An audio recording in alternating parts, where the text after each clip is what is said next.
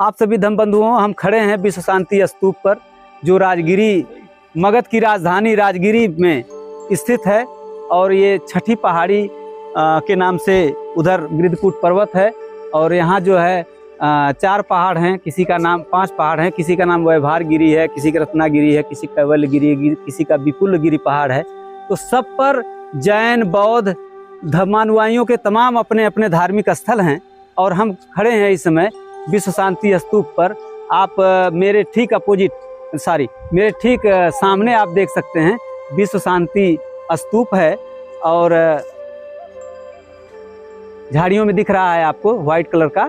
इसके बाद आप इधर देख रहे हैं जो हमारे पीछे ये एक स्तूपा है। यह स्तूपा जापान के भंते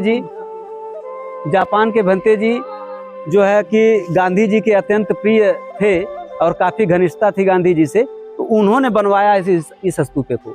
और इसकी खासियत है कि इस स्तूप के अंदर जो है पुंडरीक सूक्त जो है मुझे लग रहा है कि किसी रूप में जरूर संरक्षित किया गया होगा। यहाँ पर एक बोर्ड लगा है, मैं दिखाने का काम करूँगा कि मैं पहले भी बोला था कि सधम्म पुंडरीक सूक्त का उपदेश भगवान बुद्ध ने दिया है। यहाँ पर देखिए, यह गिरिधकूट पर्वत वह पवित्र स्थल है जहाँ भगवान बुद्ध ने सधम्म पुंडरीक सूक्त का उपदेश दिया था। बौद्ध ग्रंथों के अनुसार भगवान बुद्ध के महापरिनिर्वाण के 2000 वर्ष बाद जब संसारवासी भगवान बुद्ध के उपदेशों को भूल जाएंगे, तब दिन रात आपसी कलह और पीड़ा से त्रस्त रहेंगे। तब ऐसे में पुंडरीक सूक्त का जो है वाचन जो है लोगों के लिए हितकर होगा, लाभकर होगा। और एक चीज़ है कि ये 2000 साल की बात हो रही है, भगवान बुद्ध के 2000 साल, तो बाबा साहब भी लगभग भगवान बुद्ध के 2300-2400 साल बाद आते हैं। तो जब भगवान बाबा साहब आते हैं तो फिर से धर्म स्थापित करते हैं जिसमें समता है, स्वतंत्रता है, बंधुत्व है। और एक बड़ी बात है कि इसमें एक चीज़ और लिखा है कि यह 30 से अधिक पांडुलिपियों को एकत्रित करके 12 खंडों में सुरक्षित किया गया है, जो संस्कृत भाषा में है। तो संस्कृत भाषा में है, तो अब आप समझिए कि संस्कृत भाषा में ब्राह्मण लोग जब कोई मंगल कार्य करते हैं तो एक श्लोक बोलते हैं, मंगलम भगवान विष्णु, मंगलम गरुड़ध्वज, मंगलम पुंडरीकाक्ष, मंगलाय तनु हरि। तो इस प्रकार से पुंडरीक सूक्त इस सूक्त में भी सम्मिलित है, जो इन्होंने संस्कृत में लिखा है। तो हम आपको दिखाना चाहेंगे कि यह जो सूक्त है ये यहाँ पर संरक्षित है। इसके अंदर या तो ताम्रपत्र होगा या शिलालेख होगा, कोई चीज़ जरूर होगा जो इस स्तूप के अंदर जो है संरक्षित किया गया है। अब हम यहाँ से बताना चाहेंगे आपको कि इधर से देखेंगे आप तो नीचे हम जमीन से 2.5 किलोमीटर की ऊंचाई पर खड़े हैं, 2 पॉइंट समथिंग किलोमीटर।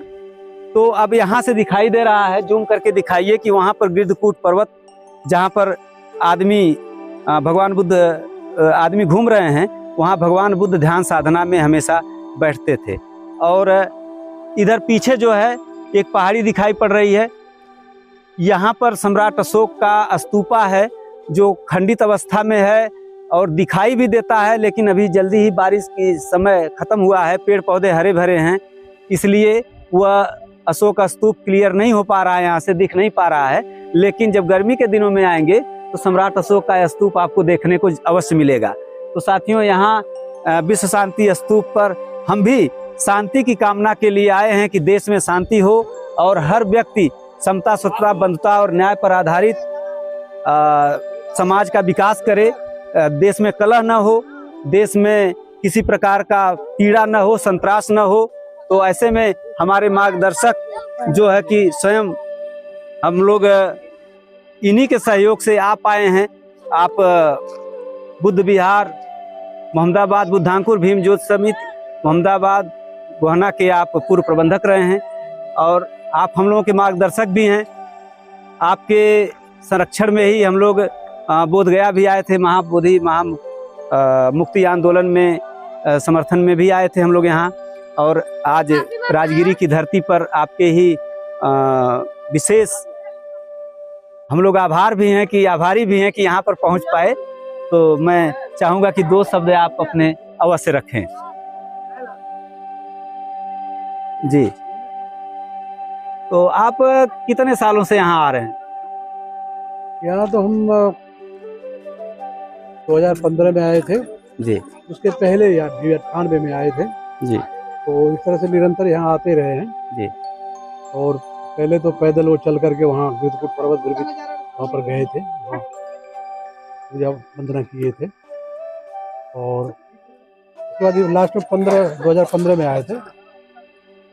और अभी जो है वो 15 के बाद फिर इधर आना हुआ है। तो क्योंकि हम लोग जो है महाबोधि महाविहार मुक्त संघर्ष समिति आजमगढ़ में जो बनी है तो उससे जुड़े हुए हैं। और वो आंदोलन बुद्ध विहार में चल रहा था, विश्वदानंद बुद्ध विहार में, तो उसको वहाँ से निकाल के बाहर करना था। उसके लिए जो इंडिया बुद्धिस्ट फोरम के महासचिव हैं उनका आह्वान था कि आप सब लोग जो है आवें, चीवरदान का कार्यक्रम होगा, उसके बाद जो है वो आंदोलन वहीं पर फिर शुरू किया जाएगा। तो कल चीवरदान का कार्यक्रम हुआ, करीब 140 लोग आए थे, काफी उपासक भी आए थे। तो कार्यक्रम वहाँ संपन्न हुआ। आज से वो धरना जो है बाहर प्रारंभ हो गया है, तो निरंतर जारी रहेगा, बढ़ता रहेगा। तो उसी को हम लोग जो है बुद्ध विहार से निकाल के बाहर करने के लिए आए थे। हमारे देश और समाज के लोगों को आप इस विश्व शांति स्तूप से और राजगिरी की सबसे ऊंची पहाड़ी से आप क्या संदेश देना चाहेंगे?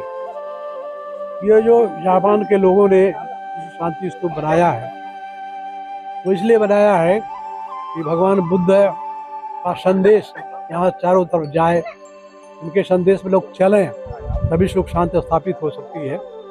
तो इसीलिए वो स्थापित किया गया है। तो लोग आज तो पर्यटन के रूप में देखने आते हैं, उसके महत्व को नहीं समझते, उनके सिद्धांत को नहीं समझते हैं, लेकिन जो समझते हैं वो लोग आते हैं, दर्शन करते हैं, उससे प्रेरणा लेते हैं, आगे बढ़ते हैं।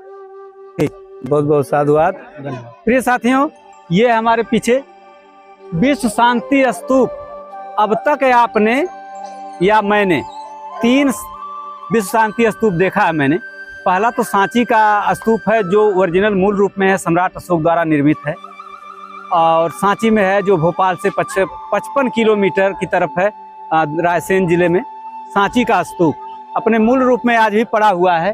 दूसरा स्तूप आप लुम्बिनी में देख सकते हैं इस मॉडल में, तीसरा स्तूप वैशाली में देख सकते हैं, और चौथा स्तूप जो है आपके सामने आज कैमरे के सामने है। तो इस प्रकार से अभी तक मैंने अपने नज़रों से 3 बड़े स्तूप और एक ओरिजिनल स्तूप जो सम्राट अशोक द्वारा बनवाए गए हैं उसको मैंने अपने नज़रों से देखा है, जो इस मॉडल का है और सेम है। ऊपर के कुछ बनावट को छोड़ दिया जाए तो बाकी सब एकदम सांची के स्तूप से मिलता जुलता है। तो हम यहाँ पर अपनी बात समाप्त करते हैं, क्योंकि हमारी राजगिरी की यात्रा समाप्त हो रही है।